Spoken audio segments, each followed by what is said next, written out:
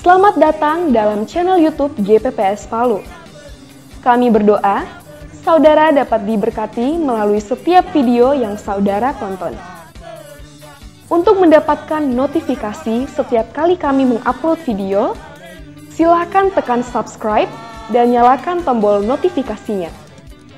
Jangan lupa, silakan follow media sosial lainnya dan kunjungi website www.gppspalu.or.id. Tuhan Yesus memberkati.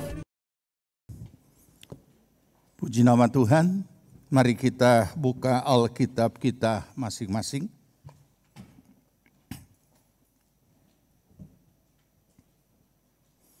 Pembacaan kita yang pertama Galatia pasal yang kelima, ayat 22 sampai 24. Galatia pasal yang kelima. Jika saudara sudah temukan, mari kita sambut firman Tuhan dan kita akan baca bersama Galatia pasal yang kelima. Ayat 22, 23 dan 24.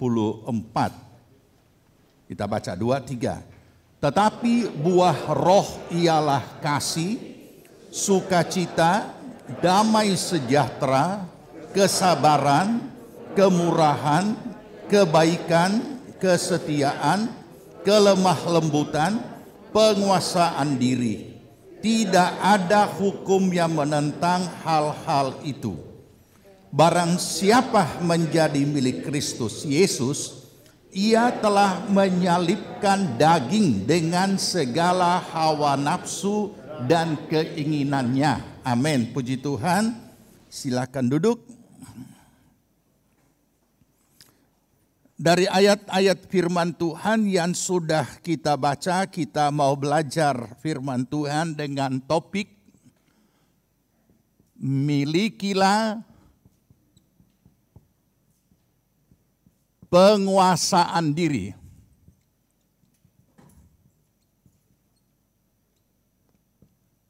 Milikilah penguasaan diri.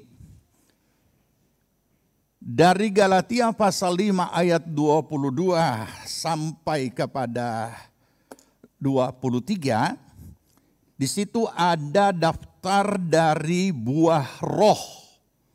Ialah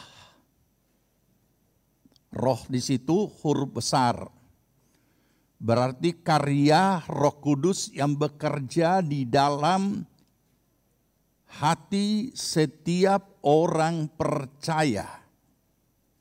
Dalam keberadaan orang percaya sebagai manusia lahiria yang hidup di dunia nyata. Ya. Kenapa saya harus tekankan ini selalu? Untuk supaya kita memahami beriman yang benar, bukan beriman yang ekstrim, yang seolah-olah bukan tinggal di dunia. Jadi saya ulangi, kita manusia lahiria tapi memiliki iman di dalam Yesus Kristus. Dan iman kita dalam Yesus Kristus ada di dalam diri kita yang manusia lahiria. Itu realnya. Kemudian manusia lahiria yang adalah orang percaya, setelah dia menjadi orang percaya, yaitu mengalami lahir baru, ia harus menjalani hidup barunya itu, atau menjalani hidup sebagai manusia baru, dan format cara menjalani hidup di dunia nyata sebagai manusia baru, sudah Allah tetapkan. Jadi kita tidak memakai lagi format yang lama. Ini kita mulai dari sini dulu. Ya. Sebab kalau saudara dan saya menjalani hidup kita di dunia dengan format lahiriah kita saja, belum jadi manusia baru, maka kita akan menjalani hidup kita dengan kekuatan unsur jiwani. Pikiran sendiri, kehendak sendiri, perasaan sendiri. Ini manusia 100% lahiriah. semua kita miliki secara manusia lahiriah. Tapi setelah kita beriman kepada Yesus Kristus dan mengalami pertobatan dan lahir baru, maka perjalanan kita ini adalah menjalani hidup baru kita. Apa ini? Formatnya sudah beda. Yaitu hidup oleh iman. Ini dulu bagian pertama. Karena ini yang paling mendasar. Putar-putar pengajaran ini, pengajaran itu, dan lain sebagainya. Tetap akan mengalami kegagalan dalam membentuk setiap orang percaya. Kalau dia tetap bertahan menjalani hidupnya dengan manusia lahiriahnya tanpa iman. Jangan lupa ya. Manusia lahiriah tanpa iman. Dalam Yesus Kristus. Berarti dia tidak butuh hidup oleh iman. Dia hidup secara manusia 100% lahiriah tanpa iman atau ateis, maka dia akan hidup dengan pikiran sendiri, kehendak sendiri, perasaan sendiri yang semuanya terkumpul dalam faktor jiwani, dan secara format lahiriah memang itulah yang memotori dan menggerakkan kehidupan kita dan meresponi dan menghandle semua hal-hal yang dihadapi dalam kehidupan kita dalam berbagai bentuk realita hidup. Tapi begitu saudara dan saya jadi orang percaya, itu ditinggalkan. Makanya dikatakan ciptaan yang baru. Pasti saudara ingat firman Tuhan berkata bahwa di dalam Kristus kita adalah ciptaan yang baru. Itu yang disebut ciptaan baru. Manusia lahiriah yang punya iman di dalam Kristus Yesus. Dan karena dia punya iman, maka ditetapkan hidup oleh iman. Karena iman untuk masuk surga sudah. Pada saat kita terima Yesus. Tapi menjalani hidup sehari-hari di dunia sebagai manusia lahiriah yang punya iman, jalani itu iman artinya hidup melakukan firman Tuhan. Jadi bukan pikiran sendiri, bukan perasaan sendiri, bukan kehendak sendiri, tapi apa yang menjadi kehendak firman Tuhan, apa yang menjadi pikiran dari firman Tuhan, apa yang menjadi segala perkara yang daripada firman, itu yang kita kerjakan dalam hidup kita sebagai manusia lahiriah yang punya iman dan hidup di alam nyata. Nah ini dulu. Ya, jangan pernah lupakan itu. Kalau saudara memahami kebenaran yang paling mendasar ini, maka kita tidak akan menjadi orang yang ekstrim aneh-aneh, tapi kita boleh menikmati iman kita di dalam Kristus. Apa itu menikmati iman dalam Kristus? Menikmati hasil daripada firman yang kita lakukan, yang membentuk diri kita sebagai orang percaya seturut firman Tuhan di dunia. Karena di sorga tidak lagi. Nah saudara, sesudah ini kita pahami, maka tidak sulit kita memahami ketika firman Allah mengatakan buah roh. Saya langsung saja ya, buah roh antara lain penguasaan diri.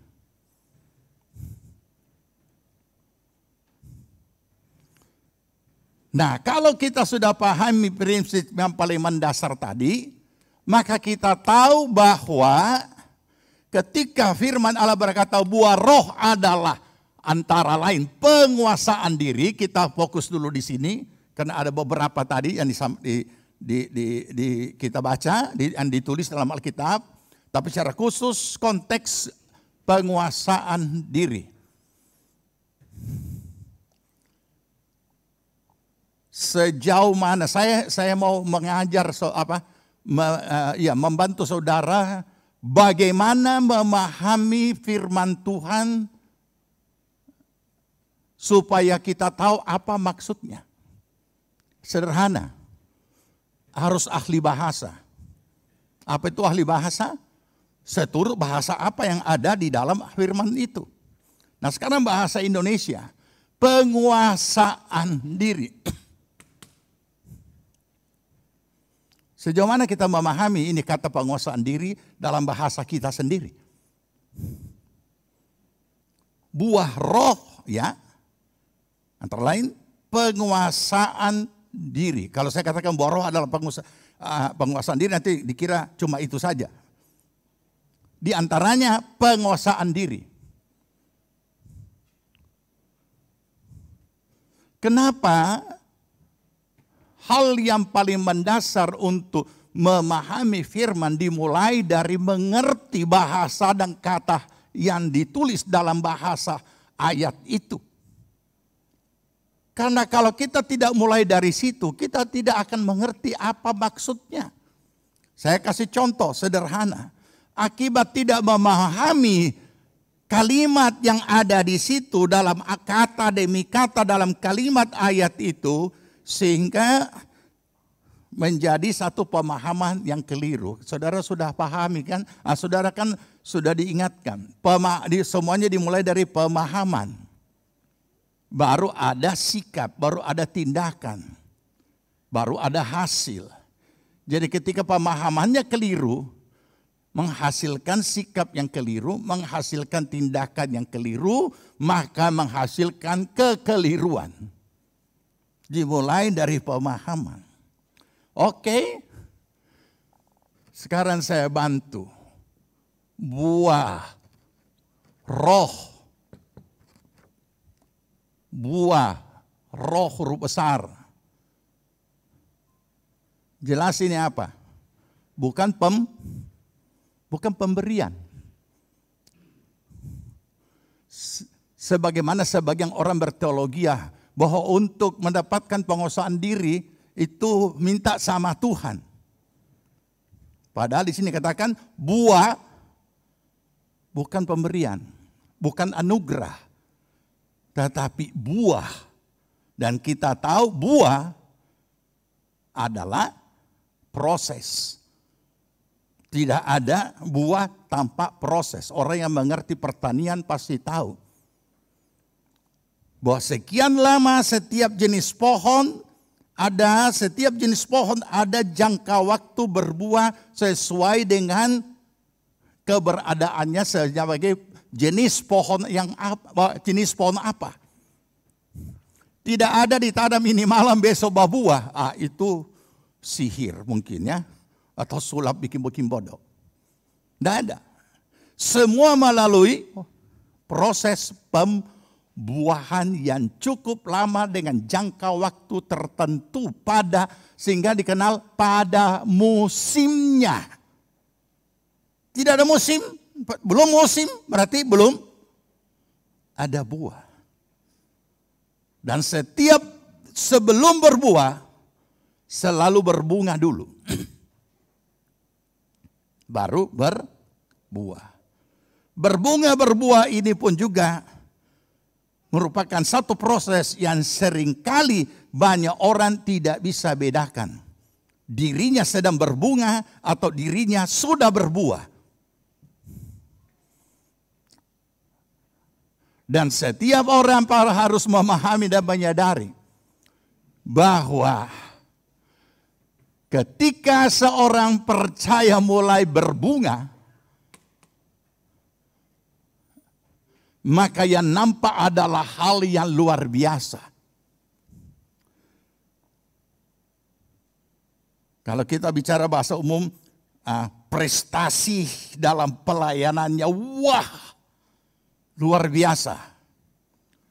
Apalagi prestasi dalam kehidupan rohaninya, kita istilahkan saja prestasi. Dalam kehidupan rohaninya luar biasa, mengagumkan. Tapi jangan pernah tertarik dengan hal-hal yang mengagumkan. Jangan pernah juga kita menghakimi atau meremehkan. Tapi yang jelas kita mau belajar bahwa saat orang itu mau berbuah, bunga itu Tuhan izinkan harus digugurkan. Dan saudara tahu, tidak semua orang yang sudah berbunga siap digugurkan oleh Tuhan bunga-bunganya supaya bisa berbuah. Kenapa?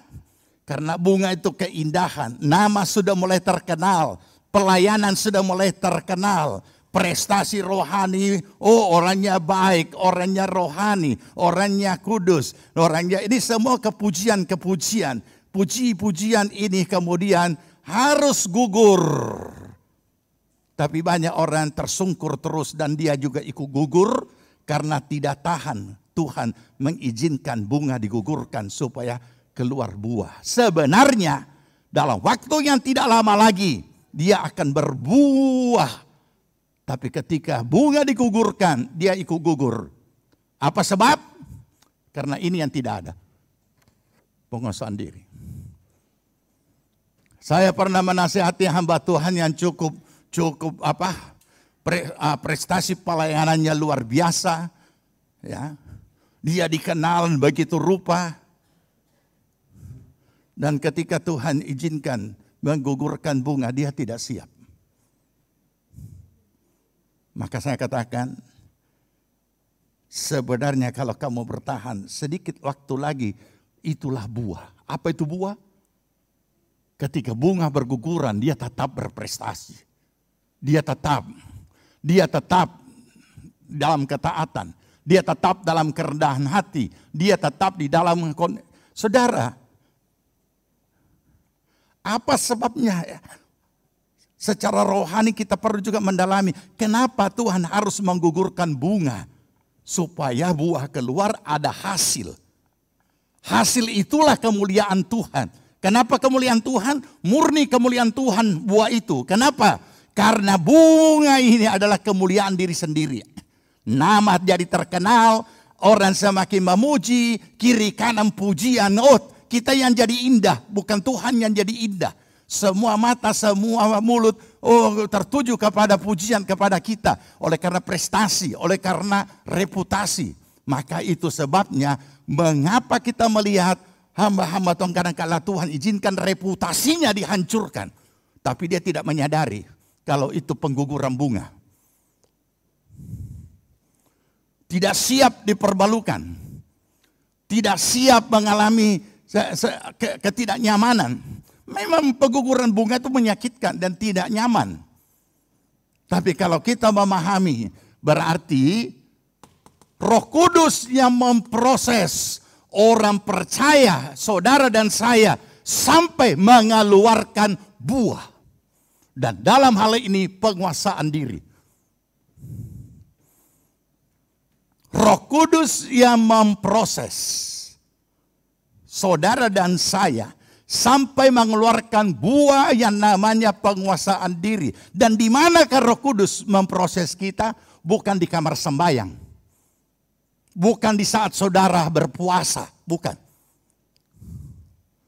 Di mana? Di saat saudara berhadapan dengan realita yang mengharuskan kita menguasai diri. Ini. Apakah kita dapat menguasai diri ketika kita merasa tidak nyaman? Apakah kita bisa menguasai diri ketika kita difitnah? Apakah kita bisa menguasai diri ketika kita diolok? Ketika kita direndahkan? Ketika kita tidak dianggap? Ketika kita disakiti? Dan lain sebagainya? Memang ada si A, si B, si C mungkin yang kita tahu. Itu yang bikin susah kita. Itu yang menyakiti kita. Tapi jangan lupa, Tuhan izinkan dia. Tuhan izinkan pahit dia. Tuhan izinkan orang itu untuk memproses kita memiliki penguasaan diri. Mari kita renungkan saudara. Jadi saya mau ingatkan lagi penguasaan diri saudara tidak temukan di kamar doa atau di saat saudara berpuasa. Tidak, no.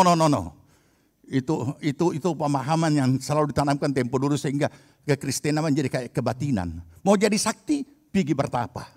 Itu kalangan kita, khususnya di kalangan kita itu. Mau Tuhan pakai, pergi bertapa di gunung. Doa puasa di gunung. Persis cerita silat, pendekar silat bertapa di gunung, turun gunung so jadi sakti. Tambah tinggi dia punya ilmu meringankan diri. Kita kan diisi dengan ilmu meringankan diri lah segala macam dan lain sebagainya. Nah oke. Tapi bukan itu. Bukan itu. Buah diproses. Kenapa diproses? Karena orang percaya yang manusia lahiriah ini umumnya masih menjalani hidupnya dengan cara format yang lama. Itu masalahnya. Kenapa masih tetap dengan format yang lama? Itu sudah alamiah, terformat secara alamiah. Makanya iman yang ada di dalam hidup orang percaya, orang yang juga sekaligus manusia lahiriah ini harus berfungsi. Kapan dia berfungsi? Pada saat kita melakukan firman. Disitulah iman sedang berfungsi dan sedang kita jalani apa yang namanya hidup oleh iman. Jadi bukan dengan kekuatan sendiri. Mungkin kita berkata, oh ada juga orang lain bukan orang percaya, tapi bukan main penguasaan dirinya bagus sekali. Mau berusaha penguasaan diri yang kita buat-buat akan mendatangkan kesombongan diri sendiri. Kenapa? Termasuk cari nama supaya orang menganggap, oh orangnya menguasai diri. Bukan. Kita bergumul untuk penguasaan diri bukan supaya orang menganggap kita memiliki penguasaan diri, tapi memang harus menguasai diri karena itu adalah proses yang dikerjakan oleh Roh Kudus atas hidup kita masing-masing.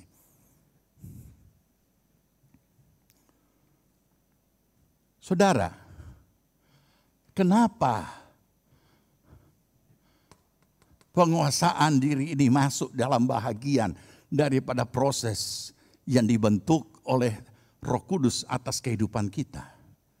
Sebab di dalam unsur jiwani kita, di situ ada pikiran, di situ ada kehendak, di situ ada perasaan atau perasaan ini bisa bagus, bisa juga naik. Dan ketika dia naik, itu yang disebut emosi. Jadi emosi kita ada di perasaan. Emosi bisa ditunjukkan secara positif, bisa ditunjukkan secara negatif. Tergantung respon. Respon itu terjadi karena adanya input yang masuk. Dan input itu adalah peristiwa hidup. Kenyataan hidup. Tergantung apa peristiwanya. Kalau itu hal-hal yang mungkin orang itu memuji kita, maka emosi kita juga bekerja. Ada rasa senang, perasaan ini luar biasa. Ada rasa bahagia, ada rasa. Tetapi begitu kita mengalami fitnaan, kemudian caci maki dan lain sebagainya, kemudian emosi ini naik, dan kemudian ketika dia naik, dia mulai menjadi kemarahan. Ketika kemarahan itu tidak bisa meledak, maka dia akan tinggal di dalam jadi akar pahit dan lain sebagainya yang bisa membinasakan. Jadi saudara, karena kita sudah jadi manusia baru, maka Tuhan harus membentuk kita melalui Roh Kudus. Kita kembali dulu kepada ayat yang kita baca itu sehingga kita pahami bahwa ini adalah bahagian kita. Ya.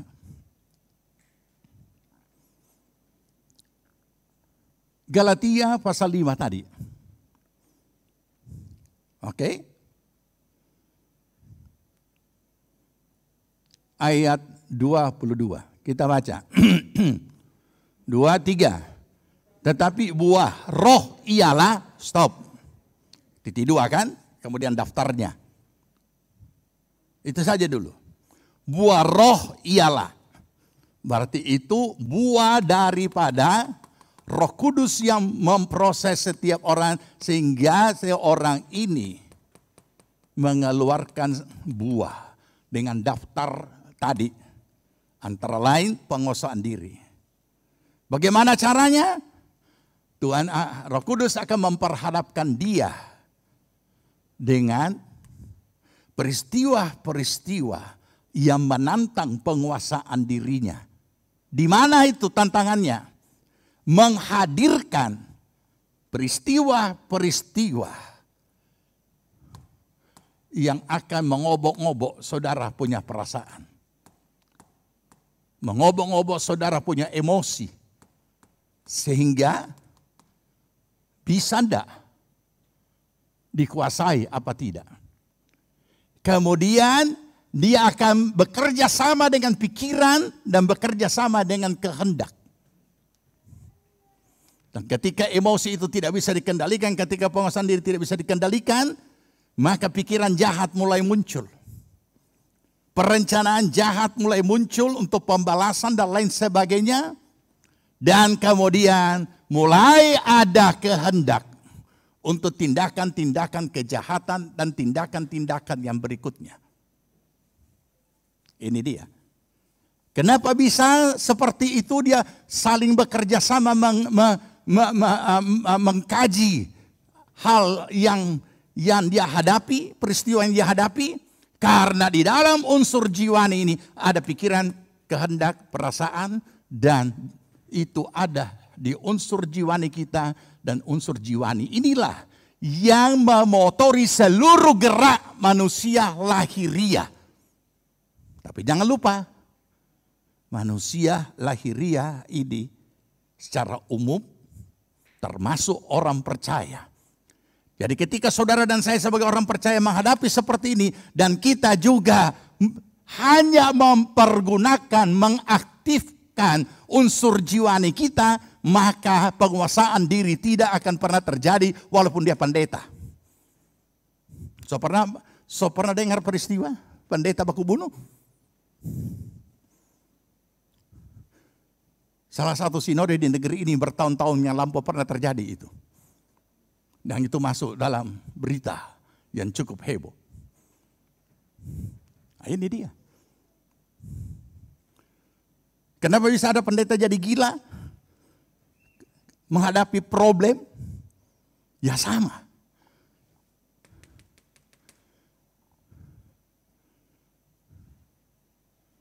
Mengapa orang-orang rohani yang kita lihat begitu hebat, begitu luar biasa, baik dalam kehidupan kegiatan rohaninya maupun pelayanannya, tetapi tidak bisa menguasai diri? Kalau saudara baca di Amsal Sulaiman berkata seperti ini, orang yang menguasai dirinya sama dengan sudah memenangkan satu kota benteng. Bayangkan itu. Dan adalah aneh. Kalau kita diri sendiri tidak bisa kita kuasai, bagaimana mau menguasai orang lain? Bagaimana mau, nah lain sebagainya. Nah inilah. Oke, sekarang sampai di sini kita kembali kepada kalimat tadi. Ya, jadi saya hanya menekankan dulu, kita pelajari tahap demi tahap, kata demi kata, buah roh ialah. Oke, nah ini sudah ya. Itu karya Roh Kudus yang memproses setiap orang percaya. 24. Karena 22, 23 itu adalah buah-buah. Sekarang 24. Kita baca 2, 3.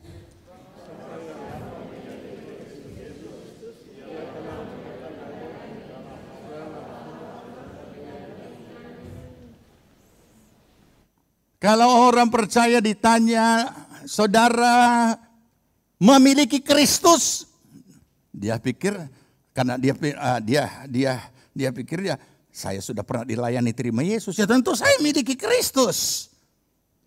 Sekarang pertanyaan saya balik, apakah saudara dimiliki Kristus? Halo? Ya.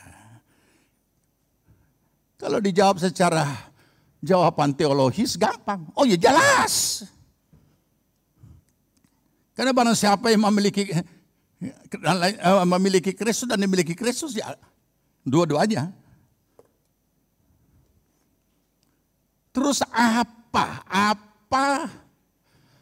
apa identitas maupun kriteria atau tanda, jelasnya paling gampang mungkin tanda pengenal bahwa orang itu memiliki Kristus atau menjadi milik Kristus.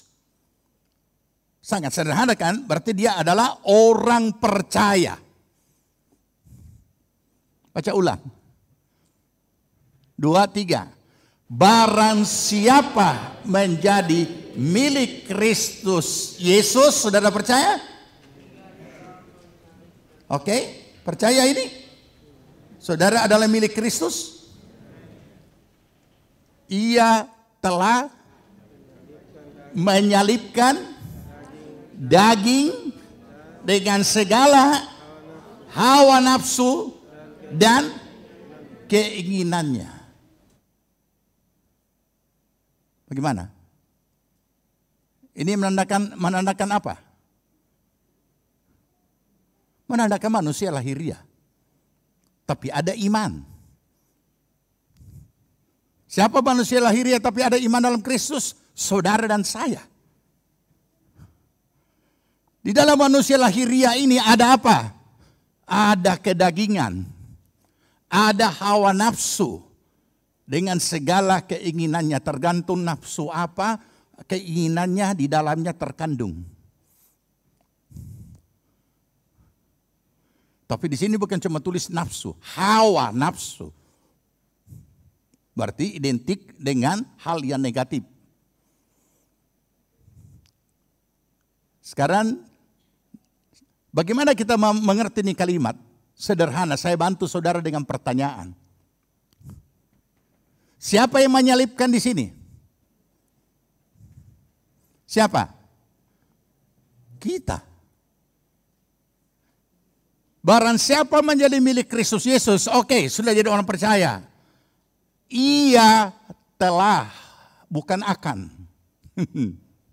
Ia telah menyalibkan daging dengan segala hawa nafsu dan keinginannya. Berarti daging atau istilah lama di mimbar dulu mengatakan kedagingan.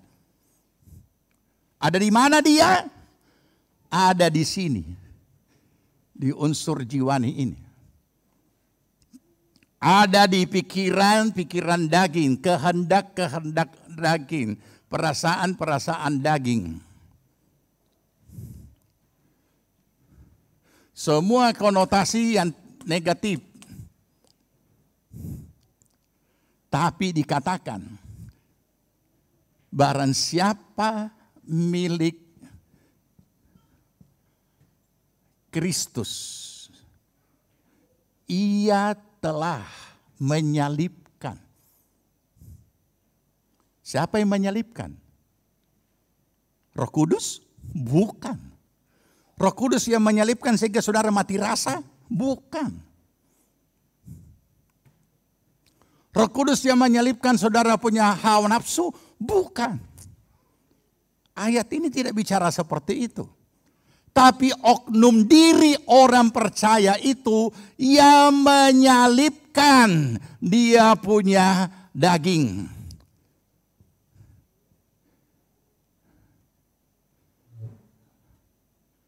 Jadi di sini menunjukkan bukan hadiah, bukan pemberian, tetapi penyaliban.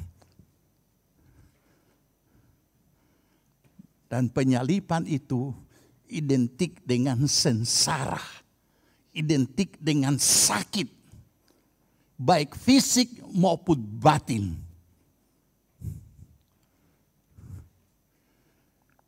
Penguasaan diri ini sangat menyakitkan, baik fisik maupun daging, maupun batin, penguasaan diri. Saat kita menyalibkan hawa nafsu dengan segala keinginannya untuk dapat menghasilkan penguasaan diri, itu memang tidak gampang. Itulah pergumulan iman. Sebagian besar umat Tuhan takut dan tidak suka masuk pengalaman iman, tapi dia suka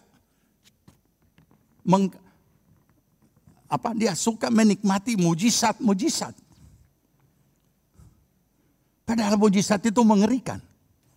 Harus lewat dulu peristiwa tragis yang mengerikan, yang tidak dapat lagi diselesaikan dengan akal pikiran manusia, maka terjadi mujizat, bahagiannya Tuhan yang bekerja. Tapi ini bahagiannya kita yang menyalibkan. Makanya saya katakan, saudara dan saya akan temukan di kehidupan nyata hari-hari, bukan di kamar doa. Saudara boleh berdoa minta kekuatan daripada Tuhan. Minta kekuatan Roh Kudus. Dan Dia pasti memberikan kekuatan itu. Tapi orang yang tidak mau menyalibkan daging dan dia tidak akan bisa berhasil memiliki penguasaan diri, makanya Roh Kudus tidak tolong memberikan dia kekuatan. Tapi merajalela, dia buka jadi pintu tol unsur jiwaninya dia buka lebar-lebar. Dan jalan tol itu tanpa hambatan. Tanpa hambatan dia emosi, tanpa hambatan dia marah, tanpa hambatan dia geram. Ini, karena tidak ada penguasaan diri. Makanya orang yang tidak memahami ini bisa kecewa kepada orang-orang rohani. Kalau bukan orang-orang rohani ya mungkin kita pikir, dia belum apa-apa, belum mengerti. Tapi kalau orang rohani justru jadi sasaran ini. Dan ketika terjadi orang tidak dapat menguasai dirinya, maka kita itulah daging. Jadi di sini kita perlu memahami. Oke? Setelah sampai di sini kita perlu lagi cari tahu lebih lanjut. Supaya lebih kita memahami inilah pergumulan iman. Pergumulan iman dalam hal apa? Pergumulan iman untuk diri sendiri saat kita dibentuk oleh Roh Kudus untuk memiliki penguasaan diri. Itu baru satu buah. Oke? Mari kita mulai buka Efesus. Efesus pasal yang keempat. Mulai ayat 17. Kita baca bergantian ya, karena cukup ada beberapa ayat. Apa perikopnya di situ? Manusia baru. Kapan kita jadi manusia baru? Saat kita terima Yesus, kita ciptaan yang baru. Ya berarti seharusnya karena kita sudah diciptaan baru melalui iman, seharusnya kita sudah jadi manusia baru. Tapi karena ini tidak diajarkan. Sayang. Jadi orang cuma sampai ke lahir baru. Begitu lahir baru, sudah. Padahal lahir baru identik kurang lebih kalau dibalik baru lahir, berarti masih bayi. Nah ini tidak dipersiapkan dan tidak dituntun bahwa kamu sudah jadi manusia baru. Bahwa formatnya Tuhan sudah rubah, harus hidup oleh iman, hidup melakukan firman. Dan kamu kemudian membuang segala apa yang tidak benar untuk bisa jadi manusia baru. Mari kita lihat, dan itu adalah tugasmu, bukan tugasnya Tuhan. Ayat 17, kita baca saja sama-sama ya. 2, 3. Sebab itu kukatakan dan kutegaskan ini kepadamu di dalam Tuhan. Jangan hidup lagi sama seperti orang-orang yang tidak mengenal Allah dengan pikiran yang sia-sia. Oke? Jangan lagi. Jadi Tuhan larang. Siapa yang dilarang? Ya kita. Yang sudah jadi manusia baru ini. Oke. 18, 2, 3. Dan pengertiannya yang gelap, jauh dari hidup persekutuan dengan Allah, karena kebodohan yang ada di dalam mereka, dan karena kedegilan hati mereka. Lanjut, perasaan mereka telah tumpul sehingga mereka menyerahkan diri kepada hawa nafsu dan mengerjakan dengan serakah segala macam kecemaran. Ini manusia lama, ini seperti ini manusia lama. Walaupun tidak dirinci, nanti kita temukan nanti rinciannya. Inilah keadaan kehidupan manusia lama. Kenapa bisa seperti itu? Unsur jiwani yang menghandelnya. 20, 2, 3. Tetapi kamu bukan demikian. Kamu telah belajar mengenal Kristus. Lanjut. Karena kamu telah mendengar tentang Dia dan menerima pengajaran di dalam Dia menurut kebenaran yang nyata dalam Yesus, yaitu bahwa kamu berhubung dengan kehidupan kamu yang dahulu harus menanggalkan manusia lama yang menemui kebinasaannya oleh hawa nafsu yang menyesatkan, supaya kamu dibaharui di dalam roh dan pikiranmu. Roh huruf kecil di situ. Ini. Itu manusia lama. Terus kenapa kita masih pakai? Sebab tidak banyak orang menyadari. Dan sebagian sudah menyadari tapi membiarkan dirinya. Apa yang menyadari? Menyadari bahwa manusia lama ini bahkan hari-hari. Manusia lahiriah ini formatnya secara daging. Dimotori, dikendalikan, dijalankan oleh unsur jiwani. Pikiran sendiri, kehendak sendiri, dan perasaan sendiri. Ini harus ditanggalkan. Dikatakan di sini.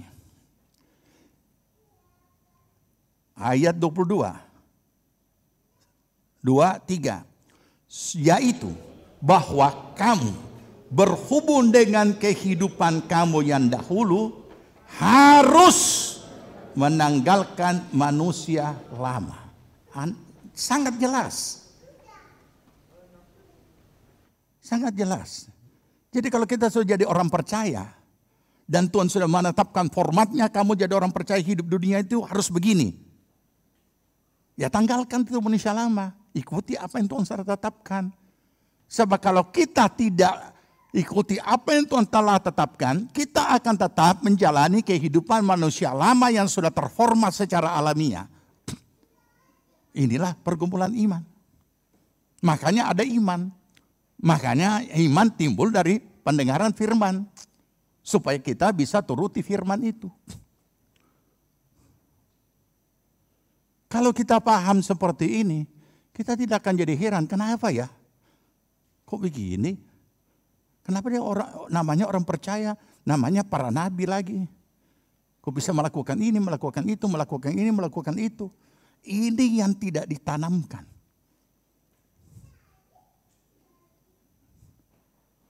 Oke, sekarang lanjut. Saya sudah ditanggalkan manusia lama itu. Apa yang Tuhan kehendaki? 24. 2, 3. Dan mengenakan manusia baru yang telah diciptakan menurut kehendak Allah di dalam kebenaran dan kekudusan yang sesungguhnya. Berarti ada yang palsu kan? Dan kita jadi dibodohi. Yang sesungguhnya.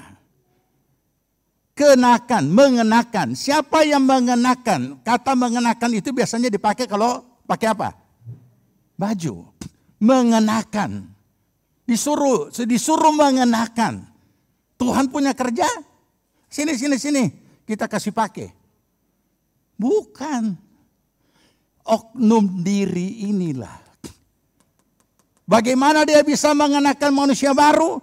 Kalau dia rela menyalipkan daging. Selama kita tidak menyelipkan daging, kita tidak akan pernah mengenakan manusia baru. Tidak bisa. Karena itulah manusia lahiriah seperti itu. Oke? Nah, ini dia mulai masuk daftar manusia-manusia lama yang punya kelakuan. 25. 23. Karena itu, buanglah dusta dan berkatalah benar seorang kepada orang yang lain, karena kita adalah sesama anggota. Dalam hal ini, anggota tubuh Kristus atau orang percaya. Apa yang dikatakan tadi? Apa? Siapa yang buang? Roh Kudus sucikan saya. Saya punya mulut ini tukar dusta. Jama bibir saya seperti engkau menjama nabi apa namanya itu, taruh bara api. Hancur dari bibir kalau taruh bara api. Buanglah dusta. Jadi yang suruh buang ini adalah orang yang tukang dusta. Buanglah dusta. Saudara juga tidak dapatkan di kamar sembahyang. Kalau saya katakan, saya bukan mengeritik kamar orang yang suka sembahyang. Atau mungkin bukan tidak membutuhkan doa. Bukan. Supaya dapat memahami bahwa bukan di situ tempatnya kita peroleh. Tapi kita harus bertindak ketika kita mau berdoa. Itu salah kita sebuah dusta. Karena kalau sudah satu kali pasti dua kali. Itu so pasti. Pasti akan jadi 3 kali. Saudara tahu dusta itu merusak diri sendiri karena sebenarnya kita tidak seperti itu. Tapi karena kita berdusta maka kita merusak potret diri kita sendiri. Jadi tidak usah terlalu sulit untuk menasihati para pendusta. Ada orang berdusta, ada pendusta. Berarti memang tukang dusta.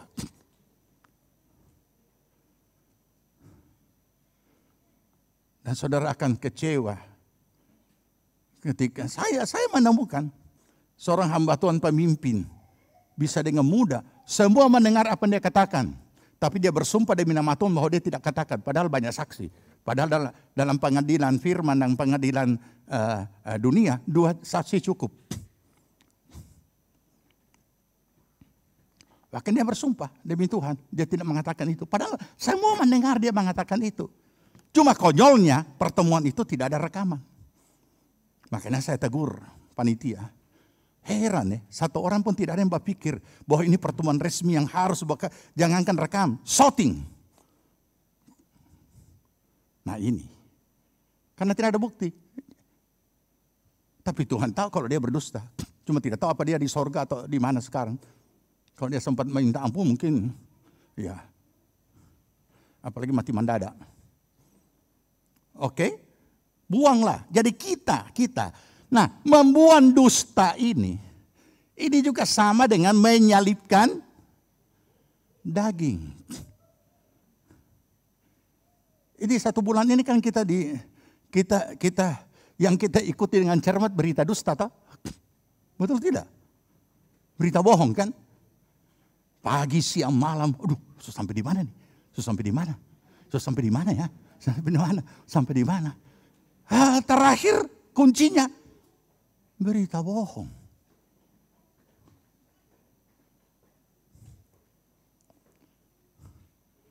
Kenapa saya katakan berbohong itu, berdosa itu merusak harga diri kita, merusak potret diri kita?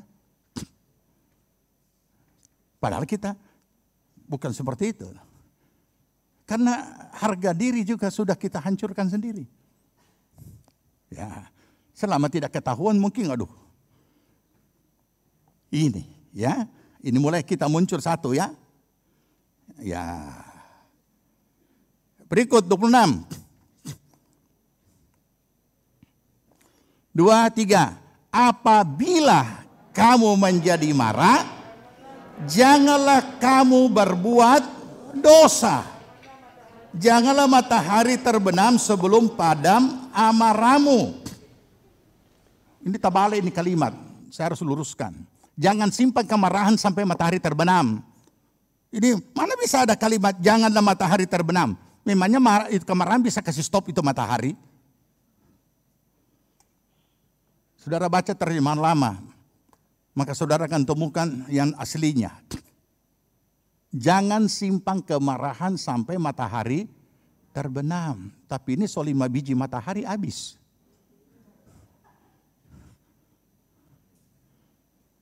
Nah, itu berarti sudah apa? Akar pahit. Terus siapa yang disuruh buang ini?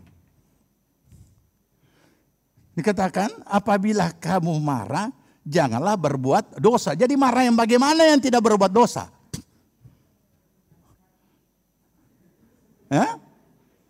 Marah yang dilakukan secara emosional. Marah untuk kedisiplinan, pelanggar kedisiplinan harus dimarah.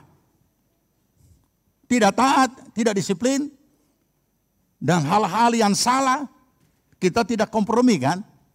Tapi bukan marah dengan emosi. Karena kalau marah dengan emosi, marah dengan panas hati, maka kita akan melakukan kejahatan. Itu langkah berikutnya adalah kejahatan.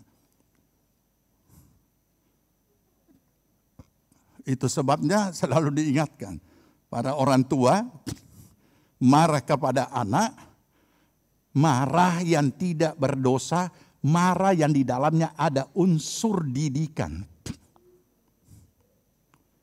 Bukan tidak boleh marah. Jadi kalau dikatakan di sini seperti ini, berarti Tuhan tahu persis bahwa itu juga perlu. Bukan Tuhan tidak memahami secara manusia bahwa tidak usah marah. Tuhan marah juga. Tuhan malah dikatakan Tuhan murka. Oke? Tapi jangan kamu berbuat dosa. Sebab kemarahan yang dikeluarkan dengan emosi itu bisa pukul orang, bisa fitnah orang, bisa bunuh orang, dan lain sebagainya. Jadi kita harus tahu tempatnya. Nah, itu hanya dapat diketahui pada tempatnya kalau ada penguasaan diri. Cara marah pun pasti ada caranya. Ya. Walaupun mungkin itu pelanggaran anak-anak kita lakukan, tidak mutlak bahwa begitu kita ketemu itu anak, kita maki-maki hancur dengan kata-kata kotor sampai sumpah-sumpah. Oh, dia salah jadi kita marah. Om bilang boleh marah. Asal tidak simpan sampai matahari. Jadi kita memang kasih los tadi supaya dia tahu. Ah, itu dia. Ya, buanglah dikatakan. Berarti kita. Nah, 27. Dan janganlah beri kesempatan kepada iblis. Rupanya iblis intip juga. Dia selama kita tidak mau dibentuk oleh Roh Kudus untuk penguasaan diri, jangan lupa iblis so siap. Kenapa? Jangan beri tempat. Kalimat lain berkata, jangan bikin celah. Ya, jangan beri pintu masuk. Tapi pintu masuknya di mana? Di emosi. Hah? Adakah orang marah tanpa emosi? Jangan begitu, kasihan. Tidak mungkin kan? Marah tentu kalimatnya nadanya selalu saudari mi sampai si. Bukan dimulai dari do, re, mi, fa. Enggak kan? Kadang-kadang ada orang langsung mulai dari fa. Itu kalau saudara tahu bahwa setiap orang berkata-kata itu ada nada. Hanya tidak diperpanjang. Kalau satu kata dikasih panjang, maka kita dapat tahu itu nada apa. Nah, ini dia. Ya. Jadi jangan beri tempat. Berarti saat kita sedang diproses, diperhadapkan dengan proses penguasaan diri, ini bisa, aduh, kita kok tunggu dari tadi, belum ada pintu masuk, belum ada dia kasih celah. Nah, begitu mulai meledakin emosi, tak buka ini pintu dengan sendirinya. Mari masuk. Ya lupa ada penyanyian tempo dulu. Mari masuk, masuk. Nah, dia undang Yesus sekarang. Nah, ini dia. Nah, oke. 28. Ini semua tugas kita, bukan tugasnya Tuhan. 28, 23. orang yang mencuri, janganlah ia mencuri lagi. Berarti dia harus berhenti kan?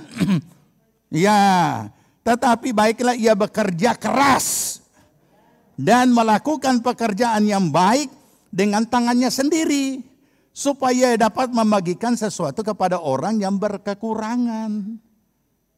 Jadi ini suruh jangan mencuri lagi. Bukan tiba-tiba Tuhan bekerja, oh kita tidak suka mencuri. Bukan. Saudara tidak dengar berita yang menghebohkan? Ibu-ibu naik mobil mewah, bacuri coklat 3 biji di. Mungkin penyakit jiwa ini apa namanya? Yang suka mbak ambek. Aduh, saya berpikir kenapa bisa begini?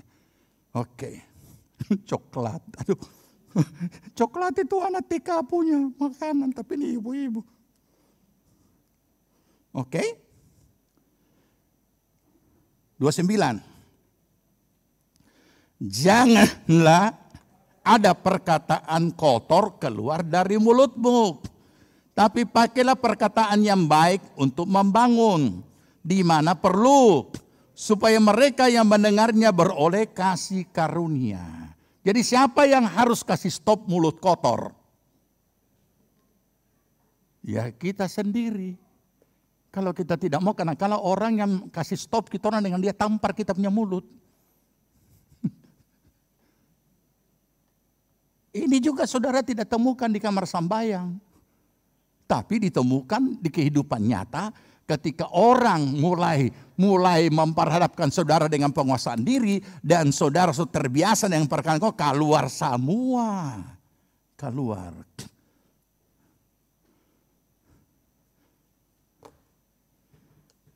Perkataan kotor. Jadi kita yang harus stop. Ini ingat ini. Menyalipkan. Memang sakit. Namanya saja salib. Nah, dengan demikian kita dapat memahami 30. Dan janganlah kamu mendukahkan Roh Kudus Allah yang telah memoterikan kamu menjelang hari penyelamatan. Ini menunjukkan bahwa tidak ada yang steril. Biar orang sudah berbahasa roh, dia juga tidak luput daripada kedagingan. Kalau dia tidak menjalani hidup oleh iman. Oke? 31. Dan ketika kita tidak memiliki pengawasan diri, kita mendukakan Roh Kudus. 31. Segala kepahitan, kegeraman, kemarahan, pertikaian, dan fitnah hendaklah dibuang dari antara kamu. Demikian pula segala kejahatan. Jadi lagi-lagi siapa yang buang? Yang bersangkutan. Pribadi, diri sendiri. Oke? Buka Galatia.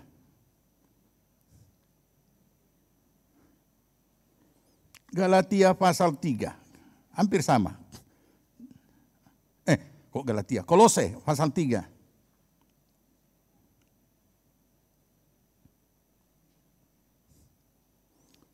Kolose pasal 3 ayat 5. Apa perikopnya? Sama, manusia baru. Kita baca sama-sama. Karena itu, matikanlah dalam dirimu segala sesuatu yang duniawi, yaitu percabulan, kenajisan, hawa nafsu, nafsu jahat, yang juga keserakaan, yang sama dengan penyembahan berhala. Matikan, salibkan.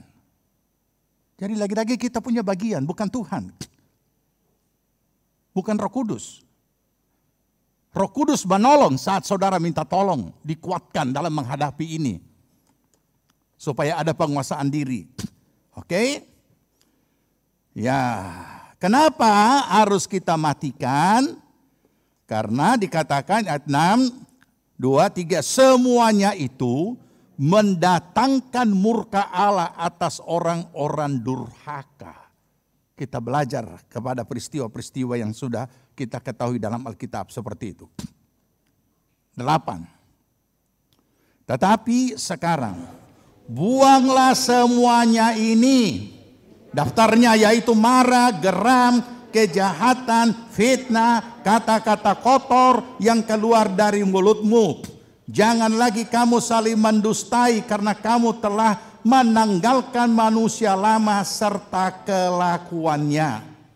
Dan telah mengenakan manusia baru yang terus-menerus diperbaharui untuk memperoleh pengetahuan yang benar menurut gambar kaliknya. Jelas.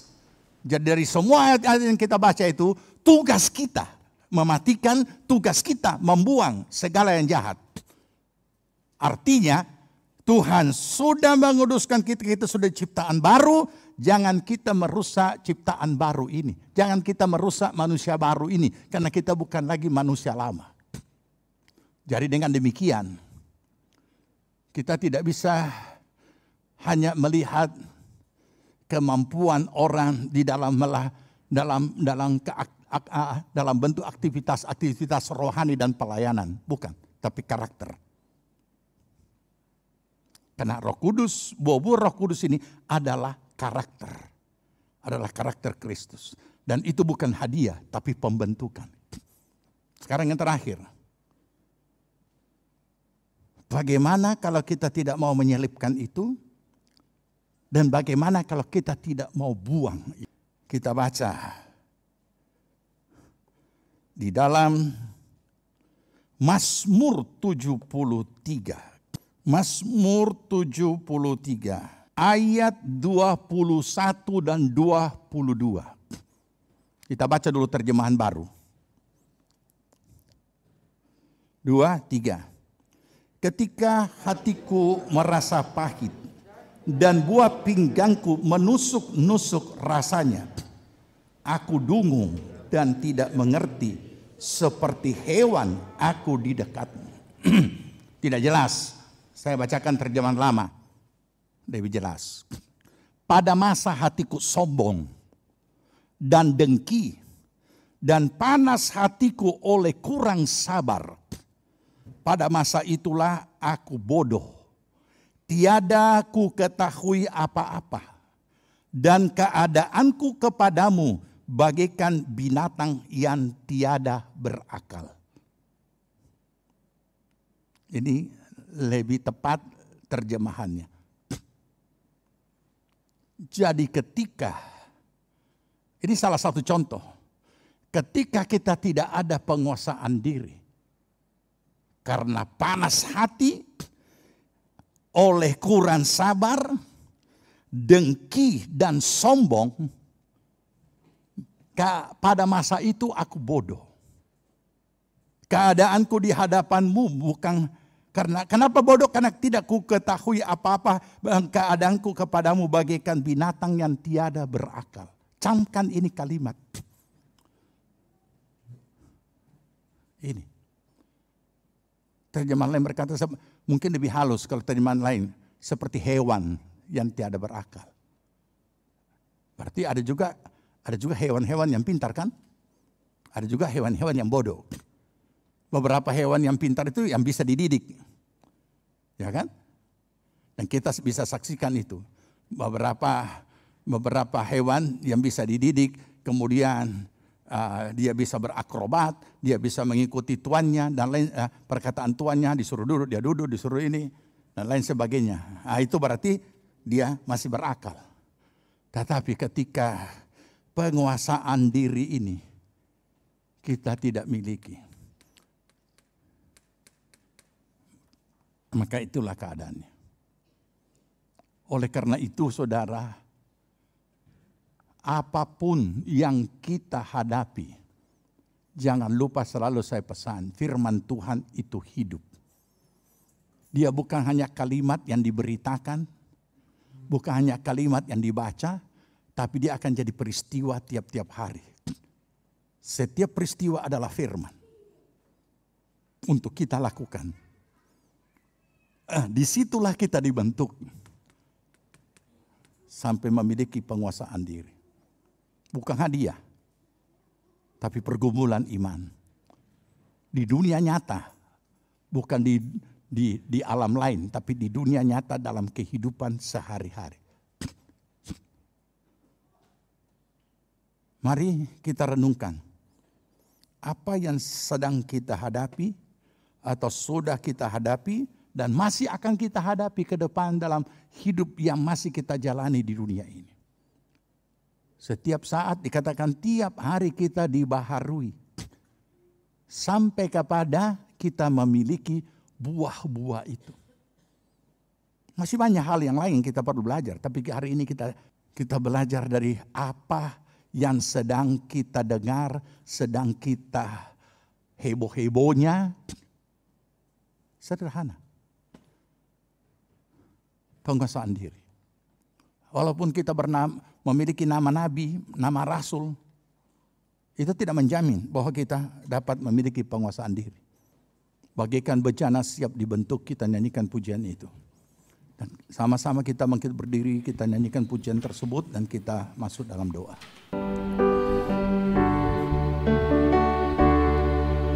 Bagaikan bejana siap dibentuk. Amin.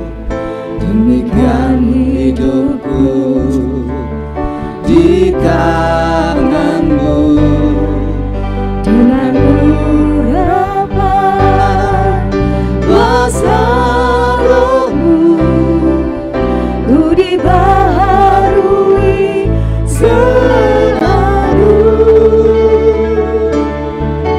Jadikan ku Allah dalam rumahmu, inilah hidupku di tanganmu, bentuklah seluruh kehendakmu, pakailah sesuai rencanamu.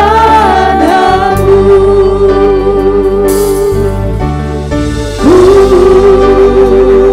mau seperti-Mu Yesus, disempurnakan selalu dalam setiap jalanku, memuliakan nama-Mu. Ku mau seperti Yesus. Ku mau seperti-Mu Yesus, disempurnakan selalu dalam setiap jalanku, Haleluya. Memuliakan nama-Mu Tuhan.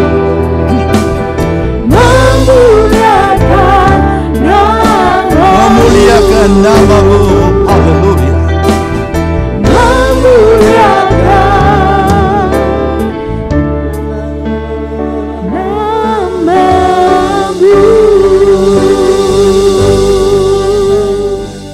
Doa kami senantiasa untuk Engkau membentuk kami menjadi bejana kemuliaan-Mu Tuhan. Amin. Benar Tuhan. Sehingga dimanapun kami berada, nama Tuhan dipermuliakan. Amin.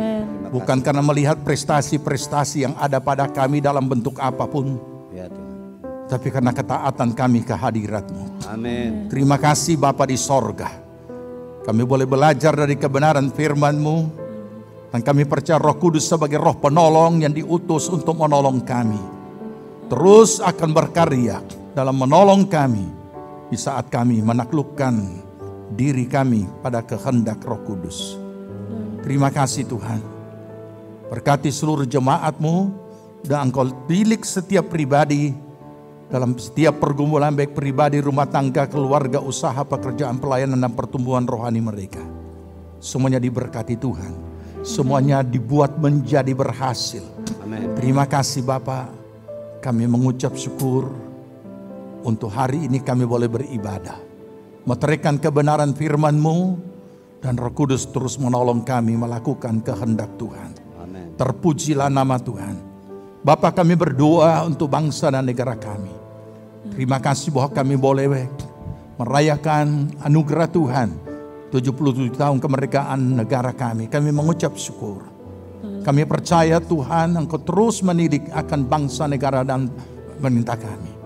Kiranya Tuhan memberkati Bapak Presiden dan Wakil dan seluruh aparat pemerintahan tingkat pusat, provinsi, kabupaten, kecamatan, kelurahan, desa-desa, dan dusun-dusun. Semua aparat diberikan roh takut akan Allah, roh hikmat, akal budi dalam memimpin bangsa ini seturut dengan kepercayaan jabatan yang telah diberikan bagi mereka. Amin. Terima kasih Bapak. Engkau memberkati akan aparat keamanan, kepolisian, dan TNI semuanya.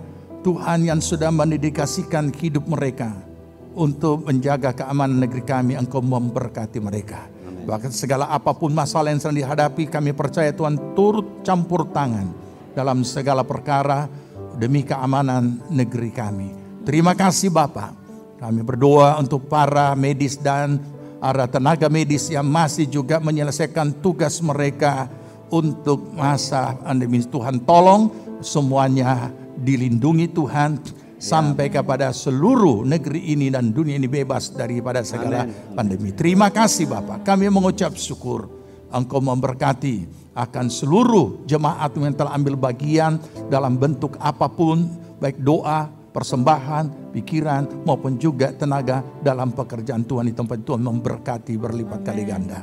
Terpuji nama Tuhan. Jemaat Tuhan yang dikasihi Tuhan, terimalah berkat damai sejahtera dari Tuhan Yesus Kristus.